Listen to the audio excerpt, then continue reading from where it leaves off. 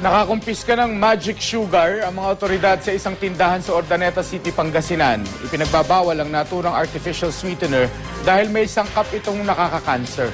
Makibalita tayo kay Alfie Tulagan ng GMA Dagupan.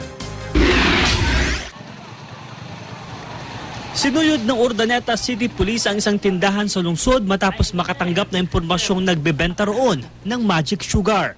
Ayon dun sa nagtitinda, alam din daw niya na pinagbabawal yun. Kaya nga ang ginawa dun sa paninda niya, nakalagay sa malaking garapon na plastic at binalot-balot ng foil, yung iba nakabalot sa kaha ng sigarilyo, yung tigi-isang sachet. Talagang itinatago niya. 16 na sachet ng umano'y magic sugar ang nakumpiska sa tindahan. Dinala sa presinto ang may-ari ng tindahan pero pinalaya din dahil kailangan pang ipasuri sa Food and Drug Administration ang mga nakumpiska. Hindi nagbigay ng pahayag ang may-ari. Ayon sa mga otoridad, mahigpit na pinagbabawal ang pagbibenta at paggamit ng magic sugar sa anumang produkto dahil carcinogenic o posible itong magdulot ng cancer.